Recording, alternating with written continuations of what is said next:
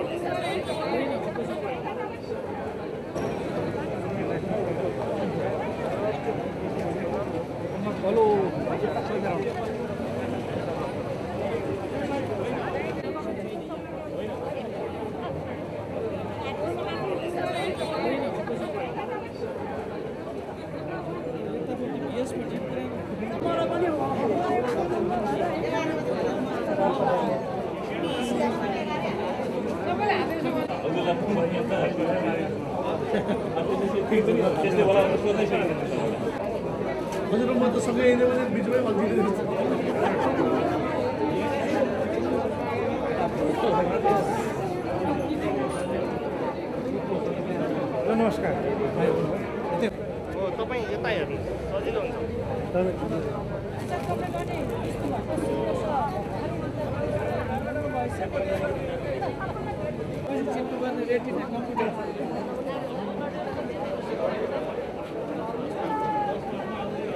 कार्यालयबाट नयाँ कार्यालयमा सरेको होइन, यो हाम्रो नयाँ पार्टीको बिल्कुल नयाँ पहिलो कार्यालय।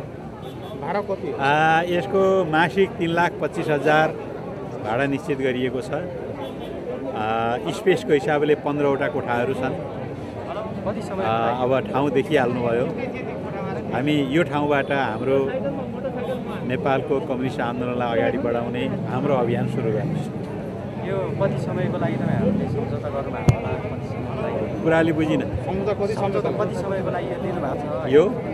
यो वर्ष दिनमा रिन्यू भइरहन्छ। यो अस्थायी प्रयोजनको लागि हो कि अलिक सानो भएन? यो अस्थायी प्रयोजन नै हो। अहिले पार्टी कार्यालय सञ्चालन गर्न, स्थापना गर्नको निम्ति हामीले गरेको मेहनत हो। धेरै प्रयास गऱ्यौँ। अहिलेसम्म भेटिएका मध्ये सबभन्दा उपयुक्त यही फेला पर्यो। अब यसका लागि अरू सबै तयार पनि हुनु पर्यो, त घर दिने मान्छे पनि तयार हुनु पर्यो। सबै वातावरण यहाँ मिलेको छ। कुनै बेला अलिकति ठुलो पार्टी कार्यालयमा बसेको तपाईँहरूले सानो पार्टी कार्यालयमा आउँदाखेरि चाहिँ यो सुरुवात गर्दा चाहिँ कस्तो लागिरहेको छ अलिकति? यो त हामीले नयाँ पार्टी बनायौँ, नेकपा एमालेलाई विभाजित गऱ्यौँ, कानुनी रूपले एउटा हैसियत प्राप्त गऱ्यौँ र हामी यो ठाउँमा छौँ। निश्चय नै ठुलो पार्टी पनि हामीले निर्माण गरेको हो र आज पनि ठुलो बनाउन सकिन्छ भन्ने इच्छा शक्तिका साथ हामी लागेका छौँ। यसमा हामीलाई पार्टी विभाजित भएकोमा, विभाजित गरेर विद्रोह गर्नु परेकोमा, नयाँ पार्टी बनाउनु परेकोमा निश्चय नै यो हाम्रो कहिले पनि रहर थिएन। यो बाध्यताको परिणाम स्वरूप नै आइपुगेको परिस्थिति हो। तर हामीलाई खुसी के छ भने हामीसँग विद्रोहको चेतना मात्रै छैन, सिर्जनाको चेतना पनि छ। कम्युनिस्ट आन्दोलनलाई रक्षा गर्ने इच्छा शक्ति र प्रतिबद्धता पनि छ। निश्चय नै हामी हिजो जुन पार्टीमा हामी थियौँ, नेकपा एमालेका सारा इमान्दार असल नेता कार्यकर्ताहरू हामीसँग लामबद्ध गोलबन्द हुनुहुनेछ र त्यहाँ थोरै केपी ओली प्रवृत्ति र त्यो प्रवृत्तिका वाहकको रूपमा देखा परेका नेता बाहेक अरू सबै हामीसँग गोलबन्द हुनुहुनेछ भन्ने हामीमा पूर्ण विश्वास छ। नेकपा एमालेमा त तपाईँहरूको पनि लगानी छ, त्यसको सम्पत्तिमा दाबी गर्नु चाहिँ गर्नु कानुनले दिएअनुसार गर्ने हो। अहिले कानुनी व्यवस्था सम्पत्ति दाबी गर्ने नभएको हुनाले त्यो धेरै झगडा गर्नेतिर हामी लाग्दैनौँ। आरामसँग एउटा स्वच्छ आदर्श इमान्दार व्यक्तिहरूको पार्टी बनाउनेतिर लाग्छौँ। यसका कम्युनिस्ट आन्दोलनका विगतका गौरवमय परम्पराहरूलाई सुरक्षा गर्ने, पुनर्जीवित गर्नेतिर लाग्छौँ। आज एउटा असल आदर्शमय कम्युनिस्ट पार्टी बनाउनेतिर लाग्छौँ र भविष्यका पुस्ताको लागि असल कम्युनिस्ट पार्टी दृष्टिकोण भिजन भएको साँच्चै 21औं शताब्दीलाई प्रतिनिधित्व गर्ने र भविष्यलाई नेतृत्व गर्ने कम्युनिस्ट पार्टी दिने हाम्रो इच्छा इरादा छ। हामी त्यही दिशामा लाग्छौँ। जिल्ला प्रदेशतिर के छ त सङ्गठन विस्तार? कुरा सुनि, जिल्ला र प्रदेशहरूमा सङ्गठन विस्तारको तयारी कस्तो? धमाधम भइरहेको छ। प्रत्येक दिन 2-4वटा जिल्लामा कमिटीहरू, हिजोका कोही समानान्तर कमिटीहरू, कुनै पुराना कमिटीहरू सबै रूपान्तरित भएर एकीकृत समाजवादीमा समावेश भइरहेका छन्। जनसङ्गठनका कामहरू चलिरहेका छन्। पार्टीका प्रदेश कमिटीहरूका बैठकहरू सञ्चालन भइरहेका छन्। यही 5 गते हाम्रो पार्टीको केन्द्रीय कमिटीको बैठक बस्नेछ। त्यसले हाम्रा सम्पूर्ण घोषणापत्र लगायतका विषयहरू सार्वजनिक पनि गर्नेछ। नयाँ कार्यक्रम बनाएर हामी अभियान लिएर अब गाउँतिर जाने तयारी गर्दैछौँ। असोज 5 गतेदेखि 3 महिने 4 महिने अभियान बनाएर हामी देशभरि जम्मा सबै गाउँपालिका नगरपालिकालाई कभर गर्ने गरी कार्यक्रम लिएर हिँड्नेछौँ। पार्टी कार्यालय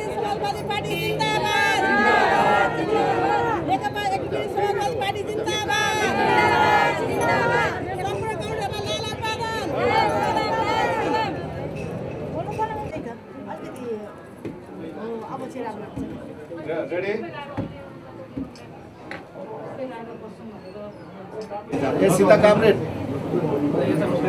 आराम हुन्छ नि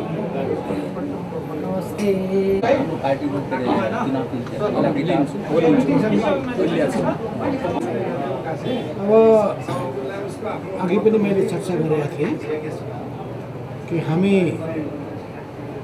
विगतका कमी कमजोरीहरूलाई दोहोरिन नदिने गरी सबै सकारात्मक कुराहरूलाई ग्रहण गर्ने गरी विगतका सम्पूर्ण उपलब्धिहरूको रक्षा गर्ने गरी अगाडि बढ्नेछौँ। हामी देशभक्तिको झन्डा बुलन्द गर्नेछौँ। राष्ट्रियताको पक्षमा दृढताका साथ उभिनेछौँ। लोकतन्त्रको एउटा पहरेदारको रूपमा सम्बलको रूपमा भूमिका निर्वाह गर्नेछौँ र परिवर्तनको वाहक शक्तिको रूपमा हामी समाजवादको यात्रामा अगाडि बढ्नेछौँ। हामी अग्रगामी सोच राख्नेछौँ। सबै खालका प्रतिगामी चिन्तनका विरुद्धमा दृढताका साथ उभिनेछौँ। हामी अगाडि बढ्दाखेरि सकारात्मक सोच राखेर शक्तिशाल चाहिँ उभिनेछौँ। हामीले देखेका छौँ नेपाली समाजमा अनेक विकृति विसङ्गतिहरू छन्। नेपाली राजनीतिमा पनि थुप्रै विकृति विसङ्गतिहरू छन्। पार्टीहरूमा विकृति विसङ्गतिहरू देखिएका छन्। र नेताहरूमा होस्, पार्टीहरूमा होस्, समाजमा होस्, राजनीतिमा होस्, यी सबै विकृतिहरूको विरुद्धमा हामी उभिनेछौँ। हामी समाजका सबै शोषण उत्पीडनमा परेका, पछाडि परेका समुदायको हितको रक्षामा अगाडि बढ्नेछौँ। युवाहरू जो अनेक समस्याले ग्रसित छन् उनीहरूको समस्यालाई केन्द्रबिन्दुमा राख्नेछौँ। युवाहरू नै समाजका आधार हुन्, भविष्यका कर्णधार हुन्। उनीहरूको भविष्य सुनिश्चित गर्ने जिम्मेवारी हाम्रो काँधमा रहेको छ। त्यो युवाहरूमा आशावाद फलाउने र राम्रो संस्कार हुर्काउने कुरामा राजनीतिक दलको महत्त्वपूर्ण भूमिका हुने गर्दछ। यस अर्थमा हामी युवा समुदायलाई एउटा नयाँ सकारात्मक सोचका साथ अघि बढ्नका लागि, देशको भाग्य र भविष्यको जिम्मेवारी आफै बोक्नका लागि अगाडि बढ्न हामी आह्वान गर्नेछौँ र युवाहरूसँग हामी हाते मालो गर्दै अगाडि बढ्नेछौँ। युवाहरू नै तपाईँलाई थाहा छ बिहानीका सूर्य जस्ता उदाउँदा सूर्यहरू, जसले सबै अन्धकारको नाश गर्दछ, सबैको मनमा उज्यालो छर्दछ। त उनीहरू आफै उज्यालोबाट प्रेरित भएनन् भने उनीहरूले कसरी उज्यालो छर्न सक्दछ? यस अर्थमा युवाहरूमा त्यो चेतना, त्यो जागरण, सामाजिक उत्तरदायित्व हामीले उत्पन्न हुने किसिमको चिन्तन राखेर हामी अगाडि बढ्नेछौँ। सामाजिक परिवर्तनको अभियन्ता भएको हुनाले, सामाजिक चेतनाको संवाहक भएको हुनाले हाम्रो सामाजिक उत्तरदायित्व निकै महत्त्वपूर्ण हुनेछ। यस अर्थमा महिलाहरूमाथिको हिंसा र अत्याचारहरूका विरुद्धमा, दलितहरूमाथिको भेदभाव र असमानताका विरुद्धमा, गरिबहरूमाथिको अत्यन्तै अपमान र उनीहरूप्रतिको उपेक्षाका विरुद्धमा हामी समाजका ती सबै पछाडि परेका या पन्छाइएका या बेवास्ता गरिएका या हेपिएका ती सबै समुदायको पक्षमा हामी दृढता साथ उभिनेछौँ। सबै जाति, सबै भाषा, सबै धर्म, यी सबै संस्कृतिको हामी सम्मान गर्नेछौँ। र नेपालको आफ्नै किसिमको विशेषता छ, त्यो विशेषतालाई हामी उच्चतम महत्त्व दिनेछौँ। नेपाली जातिले जुन किसिमका धर्म संस्कृति अवलम्बन गरेका छन् यसलाई हामी उच्च महत्त्व दिनेछौँ। यस अर्थमा नेपालको छुट्टै जुन पहिचान छ त्यो पहिचानलाई, नेपालीहरूको जुन पहिचान छ त्यो पहिचानलाई कायम राख्ने गरी हामी अगाडि बढ्नेछौँ। यस अर्थमा हामी अरूको बदख्वाइ गर्ने कुरामा समय बिताउने छैन। हामी अरूको निन्दा भत्सना गर्ने कुरामा हामी शब्दहरू खर्चिने छैन। हामी ती सबै नकारात्मक सोच राख्नेहरूलाई समाजले चिनिरहेको छ भन्ने ठान्दछौँ। समाजले नै राम्ररी सही र गलतको पहिचान गर्नेछ, राम्रो नराम्रोको पहिचान गर्नेछ, सभ्य असभ्यको पहिचान गर्नेछ, सुसंस्कृत र अपसंस्कृतिका वाहकहरूको पहिचान गर्नेछ। यस अर्थमा समाज र समाजमा बस्ने शिक्षित जनताको बुद्धिमत्तामा विश्वास छ र त्यो समाज र समाजमा रहेका सबै असल व्यक्तिहरू सामाजिक क्षेत्रमा क्रियाशील, बौद्धिक क्षेत्रमा क्रियाशील, सांस्कृतिक क्षेत्रमा क्रियाशील, फिल्म जगतमा क्रियाशील, पत्रकारिता जगतमा क्रियाशील, व्यवसायमा क्रियाशील, राष्ट्रिय पुँजीको पक्ष पोषण गर्नेहरूको त्यस क्षेत्रमा क्रियाशील सबैहरूको हामी निरन्तर प्रगतिको हामी कामना गर्नेछौँ र उहाँहरूको सबै खालका ज्ञान, अनुभव, बुद्धिहरू लिन चाहन्छौँ। हामी प्रत्येक कुराको गहिरो अध्ययन गर्न चाहन्छौँ, अनुसन्धान गर्न चाहन्छौँ, नयाँ नयाँ खोज गर्न चाहन्छौँ र अध्ययन, अनुसन्धान र खोजको आधारमा अगाडि बढ्नेछौँ। हामी गफ काम ज्यादामा विश्वास गर्छौँ। हामी गफाडी संस्कृतिको विरुद्धमा छौँ। हामी कामकाजी संस्कृतिको पक्षपोषण छौँ। हामी समयको महत्त्व बुझ्दछौँ। समयको महत्त्वलाई बुझिएन भने समयले हामीलाई पक्रेर बस्दैन। समय र प्रवाहले कसैको प्रतीक्षा गर्दैन। यस अर्थमा समयको प्रवाहलाई बुझ्न सक्नुपर्दछ र त्यो बुझेर अगाडि बढ्न सक्नुपर्दछ। यस अर्थमा नेपाली कम्युनिस्ट आन्दोलनमा उठाएको यो नयाँ चम्किलो तारा जुन छ, यो चम्किलो ताराले यी हाम्रा नेताहरू पुष्पलाल, मनमोहन अधिकारी, मदन भण्डारी लगायतका ती सबै नेताहरू, चाहे कम्युनिस्ट पार्टीका संस्थापक सबै नेताहरू किन नहुनुहोस्, या विश्व कम्युनिस्ट आन्दोलनका या विश्वका राम्रा विचारकहरूका र विश्वमा राम्रो चेतना र जागरण पैदा गर्ने सबै व्यक्तित्वहरूका या राम्रो काम गरेर समाजको हितमा काम गर्नुभएका सबैको हामी उच्च सम्मान गर्न चाहन्छौँ। उहाँहरूको ज्ञानबाट, उहाँहरूको अनुभवबाट प्रेरित हुँदै हामी निरन्तर रूपमा अगाडि बढ्नेछौँ। हामी सबै बौद्धिक व्यक्तिहरूको, विज्ञ व्यक्तिहरूको सम्मान हामी कदर गर्नेछौँ। यस अर्थमा नेपालले आजसम्म प्राप्त गरेका राम्रा उपलब्धिहरू, विश्वले प्राप्त गरेका नकारात्मक उपलब्धिहरूबाट जोगिँदै विश्वका पनि राम्रा उपलब्धिहरूलाई ग्रहण गरेर हामी अगाडि बढ्नेछौँ। कमी कमजोरीलाई हामी हटाउनेछौँ र सबै राम्रा कुराहरू, असल कुराहरू ग्रहण गरेर निरन्तर रूपमा अगाडि बढ्नेछौँ। हाम्रो यात्रा जारी छ। यो सफलताको शिखरमा पुगी छाड्नेछ। यो आत्मविश्वासका साथ नेपाल कम्युनिस्ट पार्टी एकीकृत समाजवादीको हामीले निर्माण गरेका छौँ। यसले युवा जगतमा, सिङ्गो जनसमुदायमा नयाँ आशा जगाएको छ, नयाँ विश्वास पैदा गरेको छ। हामी एउटा ठुलो आशा र अपेक्षा गरेका छौँ। ती आशा अपेक्षाहरू हामी त्यतिकै समाप्त हुन दिने छैन। हाम्रो सङ्गठन विद्यमान छ। तल सबभन्दा बलियो आधार हाम्रो तल छ। हाम्रो जग बलियो छ। यस अर्थमा अहिले निर्वाचित भएकाहरूको कुरा नगर्नुहोस्, किनभने हिजो टिकटै दिइएको थिएन। धेरैमाथि अन्याय, धेरैमाथि भेदभाव गरिएको थियो, पूर्वाग्रह राखिएको थियो। असल योग्य व्यक्तिहरूले टिकट नै पाउनु भएन। अहिले टिकट पाएका र जितेका मान्छेहरूमध्ये कतिपयले भ्रममा पनि पर्नु भएको छ, कतिपयहरू अलमलमा पनि पर्नु भएको छ। मन हामीसँग छ, हामीमाथि आशा पनि छ, तर विभिन्न आफ्नो बाध्यताले गर्दाखेरि आउन सक्नु भएको छैन। हाम्रो सबभन्दा बलियो चिज भनेको तलको आधार हो। गाउँ गाउँमा, वडा वडामा, टोल टोलमा हाम्रो जनमत अत्यन्तै राम्रो छ। कार्यकर्ताको ठुलो पङ्क्ति हामीसँग छ। 2071 सालमा भएको 9 महाधिवेशनमा देखिएको थियो। थोरै मत, थोरै त्यो केही दर्जन मात्रै पनि होइन, 1 दर्जनको सेरोपेरोको मतको अन्तरले मात्र हामी पराजित भएका हौँ। त्यस हुनाले त्यो ठुलो पङ्क्ति हामीसँग छ र उनीहरू सबै खालका विकृति, विसङ्गति र गलत प्रवृत्तिका विरुद्धमा जुधेका हुन्। 77 साल चैत्र 4-5 गते भएको राष्ट्रिय कार्यकर्ता भेला जुन हामीले आयोजना गरेका थियौँ, त्यो भेलाले जुन सन्देश दियो, विद्रोहको आवाज बुलन्द गर्यो, त्यो विद्रोही आवाज घन्किरहेको छ। त्यही विद्रोही आवाजले हामीलाई 2078 सालको भदौ 9 गते विद्रोहको नयाँ अवस्थामा पुर्याएर नयाँ क्रान्तिकारी पार्टीको, कम्युनिस्ट पार्टीको हामीले निर्माण गरेका छौँ।